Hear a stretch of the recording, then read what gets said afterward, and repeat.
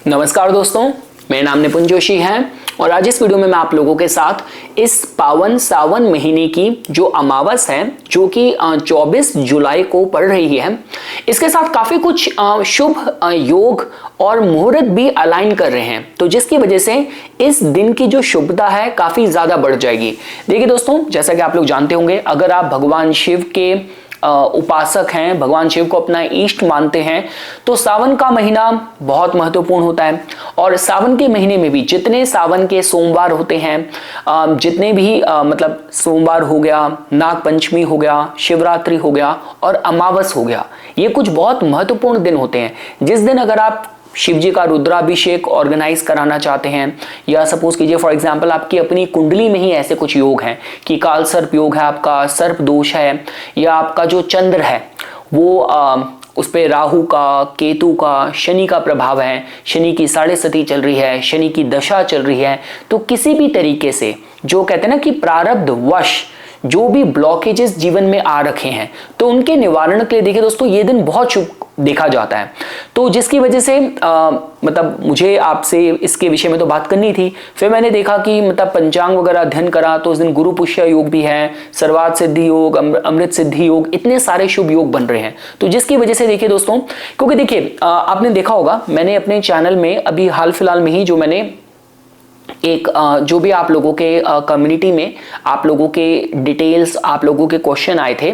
तो as a part of my मतलब मैं भी अपनी सोसाइटी को like I want to give it back, right. तो मैंने जो ये फ्री एस्ट्रो सेवा करके जो एक मैंने वीडियो करी थी जिसमें इतनी कुंडलियां देखी, तो उसमें भी आपने नोटिस करा होगा मैंने काफ़ी कुंडलियां ऐसी देखी कि जहाँ पे कुंडली में योग तो अच्छे दिख रहे हैं, लेकिन जो जातक है क्वेश्चन में उन्होंने लिखा है कि इतने साल हो गए नौकरी नहीं है, इतने साल हो गए ये समस्या है। तो ये समस्याएं ज्यादातर तब आती हैं जब आपके पंचांग में, आपके डीएनए में ही प्रॉब्लम होती है, और उन सब के निवारण के लिए बहुत शुभ दिन होता है। तो इस दिन का दोस्तों देखिए, मेरे तो आधे से आधा जो मतलब अंग्रेजी चैनल में जो क्लाइंट्स हैं वो तो मतलब और कुछ आजकल जो विदेशी लोग हैं, वेस्टर्नर्स हैं, वाइट लोग हैं, जो कि हमारे सनातन धर्म को लेकर इतने ऑब्सेस्ड हैं, इतने रीति रिवाज से सारे नियमों का पालन करते हैं, तो वो तो बेचारे तरसते हैं कि इतने सारी चीजें हैं जो कि अगर हम भारत में होते तो कर सकते थे, और आप अगर भारत में तो बहुत भाग्यशाली हैं कि कितने सारे उपाय हैं जो आप भारत में रह के कर सकते हैं। मुझे आज भी याद है जब मैं पिछले साल मतलब जब छुट्टियां मनाने के लिए मैं भारत आ रखा था, तो सुबह से ही इतने काम हो जाते हैं कि आपने मंदिर जा रहे हो, गौ माताओं को आपने रोटी खिला दी, आपने डॉग्स को कुछ खिला दिया, आपने कबूतरों के लिए बाजरा डाल दिया, आपने शिवलिंग में जल चढ़ा दिया, आपके सारे इतने काम हो जाते हैं सुबह से लेकर शाम तक के आध्यात्मिक जो काम होते हैं। तो ठीक है दोस्तों, अब मैं आप लोगों को जैसे बता रहा था कि क्या क्या चीजें करी जा सकती हैं, तो मैंने आपको बताया अगर आपकी कुंडली में ऐसा कोई दोष है, काल सर्प दोष है, कोई भी ऐसा सर्प दोष है, तो आप भगवान शिव का रुद्राभिषेक इस दिन करा सकते हैं। साथ ही साथ देखिए दोस्तों, अगर कोई भी देखिए अमावस का जो एक बेसिक जो अंडरस्टैंडिंग होती है वो ये होती है कि कोई भी अमावस हो साल की, हम बोला जाता है कि अमावस की जो तिथि होती है वो आपके आध्यात्मिक कार्यों के लिए अच्छी है, अंतर आत्म विश्लेषण करने के लिए बहुत अच्छी है, पितरों की तरफ कुछ भी आपको तर्पण करना है, पिंडदान करना है, पितरों को प्रसन्न करने के लिए, पितरों के नाम पे कुछ आपको दान करना है, ये दिन बहुत अच्छा कहा जाता है। और साथ ही साथ देखिए दोस्तों, जो इस दिन योग बन रहा है, तो मैं ये भी कहूँगा कि किसी भी अमावस को हम लोग बोलते हैं कि दीप दान बहुत अच्छा कहा जाता है। तो आपके लोकेशन के हिसाब से अमावस तिथि के अकॉर्डिंग रात्रि के समय पे आप एक मतलब एक दीपक चाहे तो पीपल के पेड़ के नीचे भी हो सकता है, या अगर आपके घर के आसपास शिवालय है तो आप संध्या काल में जाके शिवालय के यहाँ पे आप शिवलिंग के सामने एक दिया जला सकते हैं। ये आपके लिए बहुत अच्छा रहेगा, आपके ग्रहों को सशक्त करेगा। अब देखिए दोस्तों, जैसा कि मैं आपको बता रहा था कि इसमें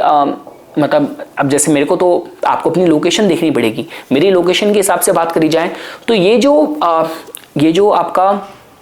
अमावस है ये वैसे तो पुनर्वसु में है, लेकिन उसी दिन ये पुष्य नक्षत्र भी लगेगा। तो जैसे अगर मॉर्निंग के टाइम पे आपने मतलब शिव जी का आपने अभिषेक, शिव जी के आपने पूजा करवा ली, मैं ये भी कहूँगा कि जैसे कि आपका खासकर अगर धन से रिलेटेड कोई समस्या है, तो आप जब भगवान शिव की पूजा करने के बाद उनके सामने बैठ के आप दारिद्र्य दहन स्तोत्र का जाप कर सकते हैं। शत्रु से कोई पीड़ा है, आप शिव तांडव स्तोत्र का जाप कर सकते हैं। आपको कोई भी मेंटल हेल्थ की कंसर्न है, डिप्रेशन है, एंजाइटी है, शिवाष्टकम का जाप कर सकते हैं। ये आप खुद से पूजा कर सकते हैं। देखिए दोस्तों, मैं तो अपने को इतना भाग्यशाली मानता हूं कि मेरे पेरेंट्स ने रिटायरमेंट के बाद ग्रेटर नोएडा में जहां पे शिफ्ट हुए, वहां से बिसरख गांव बहुत सामने है, जो कि रावण की जन्मभूमि कहा जाता है। मैं तो जब भी घर जा रखा होता हूँ, अभी तो 6 साल में एक ही बार गया था पिछले साल, तो मैंने मतलब आई यूज्ड टू इंश्योर कि मैं उसी जो रावण प्राचीन शिव मंदिर है वहीं पे जाके मैं रोज की अपनी पूजा करूं। वो थोड़ा सा डिस्टेंस में था, थोड़ा दूर था, लेकिन भाई अपने को तो प्यार था कि नहीं, उसी मंदिर से प्रेम है, उसी मंदिर में जाके शिव जी की पूजा डेली करनी है। तो जैसे मैं आपको बता रहा था, दारिद्र्य दहन, ये सारे मंत्र दोस्तों हमने डिस्कस करे, ये आपको करने चाहिए आपकी कुंडली को बल देने के लिए। बहुत बहुत शुभ दिन है। और संध्या के समय देखिए, ये जो बात थी, ये जो उपाय आप कह सकते हैं, ये मैंने अपने अंग्रेजी चैनल के ऑडियंस को ज्यादा रिकमेंड करा था, जिनके पास मंदिर का एक्सेस नहीं है, जो लोग विदेश में रह रहे हैं। तो देखिए दोस्तों, जैसे हम कहते हैं ना कि घर में भी जैसे दक्षिणामुखी शंख हो गया, आपके अलग अलग जो लकी ऑस्पिशियस चीजें बोली जाती हैं कि आपके घर में होनी चाहिए, वो आपके घर के वास्तु को भी एम्पावर करती है। तो उसी तरीके से आपके घर में श्री यंत्र होना चाहिए। अगर आपके घर में श्री यंत्र है तो संध्या के समय, इवनिंग के टाइम पे आप एक मतलब सिल्वर प्लेट वगैरह में अगर आपके पास है, या जो भी पूजा की आपकी जो एक साफ स्वच्छ प्लेट है, उसमें आप उसको रख के, श्री यंत्र को रख के आप चाहे देखिए कुछ लोग शहद से भी कर सकते हैं। अगर आपकी कुंडली शुक्र प्रधान बहुत ज़्यादा है, टॉरस या लिब्रा का प्रभाव बहुत ज़्यादा है, तो आप शहद से कर सकते हैं, फलों के जूस से कर सकते हैं, आप दूध से, दही से उनकी पूजा करके, और आप 16 बार आप श्री सूक्तम का पाठ कर सकते हैं। और देखिए दोस्तों, मैं ये कहूँगा कि देखिए बाकी ग्रहों के साथ, बाकी देवताओं के साथ, जैसे हम बोलते हैं कि माँ बगलामुखी है, आप माँ बगलामुखी हो गया, बाबा भैरव हो गया, नरसिंह भगवान हो गए, इनकी काली पूजा हो गई, तो इन सब की पूजाओं में ना डूज एंड डोंट्स बहुत स्ट्रिक्टली फॉलो करने होते हैं। लेकिन माँ लक्ष्मी को तो आप मतलब ये इन उपायों से भी आप उनको सशक्त कर सकते हैं। देखिए वैसे बोलते हैं कि मुहूर्त में अमावस को इतनी मटीरियल कामों के लिए इतना अच्छा नहीं कहा जाता, लेकिन इस दिन इतने शुभ सारे योग बन रहे हैं। मैं खुद सोच रहा हूँ कि इस दिन मैं अपने रिंग्स को निकाल के दोबारा चार्ज करके दोबारा पहनूंगा। तो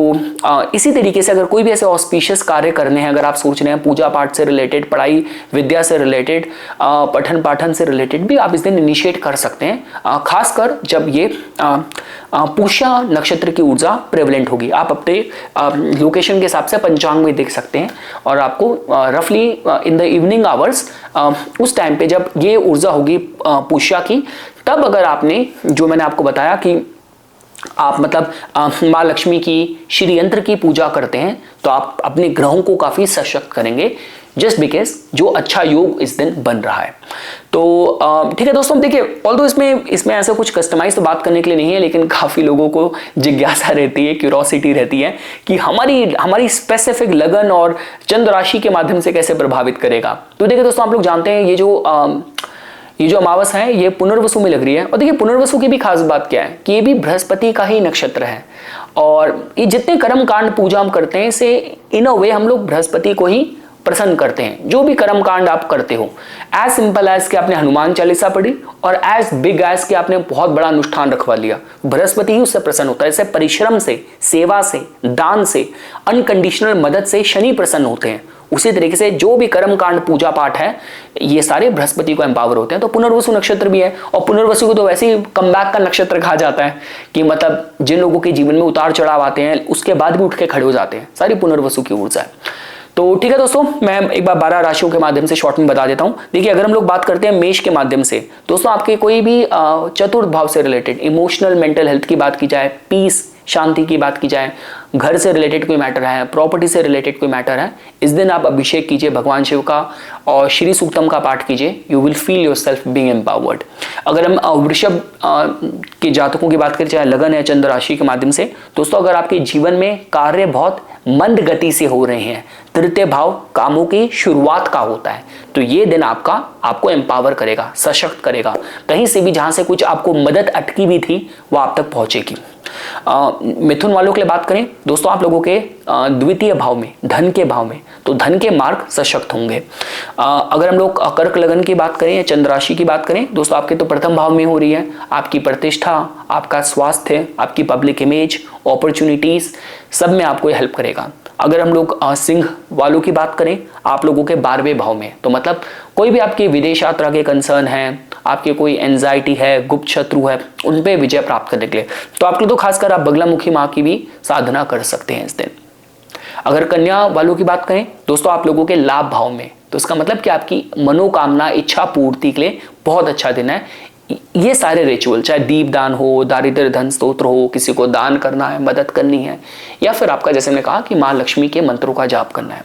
दोस्तों अगर हम लोग तुला लगन के जातकों की बात करें, आपका कर्म भाव, आपका प्रोफेशन, आपकी प्रतिष्ठा, पब्लिक इमेज, वहां पे इसकी एनर्जी आपको प्रभावित करेगी। अगर हम वृश्चिक की बात करें दोस्तों, आप लोगों के धर्म स्थान में आपके भाग्य को बहुत ज्यादा सशक्त करेगा। अगर हम लोग धनु लगन के जातकों की बात करें, देखिए दोस्तों आप लोगों के केस में आपके अष्टम भाव को हो रहा है, तो माता पिता का स्वास्थ्य का आपको ध्यान देना है। और ज्वाइंट रिसोर्सेज के मैटर हैं, कोई भी ऐसी जो कहीं कोई प्रॉपर्टी फंसी हुई है, कोई कुछ है, कोई ऐसी चीज फंसी हुई है, किसी चीज में आप अपने को बहुत स्कैंडल में फंसे हुए महसूस कर रहे हैं, तो वहां पे कहीं ना कहीं आपके ग्रहों को बल मिलेगा। दोस्तों अगर हम लोग मकर वालों की बात करें दोस्तों, आप लोगों की प्रतिष्ठा, पब्लिक इमेज, जीवन साथी के साथ संबंध, आपकी मनोकामना अगर सही वैवाहिक बंधन में बनने की, सही जीवन साथी को मैनिफेस्ट करने की है, आपको मदद करेगा। अगर कुंभ वालों की बात करें दोस्तों, आप लोगों के छठे भाव में शत्रुओं पे आपको विजय प्राप्ति में आपको मदद देगा। किसी भी कॉम्पिटिटिव सिचुएशन में आपके ग्रहों को बल मिलेगा। और लास्टली देखिए दोस्तों, अगर हम लोग मीन की बात करें तो देखिए दोस्तों, पंचम भाव आपका मंत्र साधना का होता है, पूर्व पुण्य का होता है। तो काफी वो टैलेंट्स होते हैं जो हमारे भीतर होते हैं पर सतह पे नहीं आते, हिडन होते हैं, वो एक्टिवेट हो सकते हैं, चर्न आउट हो सकते हैं। तो ठीक है दोस्तों, ये कुछ बातें थी जो आज इस एक शॉर्ट वीडियो में मैं आप लोगों के सामने प्रस्तुत करना चाहता था। इसी तरीके की वीडियोस की समय समय पे अपडेट प्राप्त करने के लिए कृपया करके मेरा यूट्यूब चैनल सब्सक्राइब कीजिए, मुझे मेरे इंस्टाग्राम अकाउंट पे फॉलो कीजिए। ओम नमः शिवाय।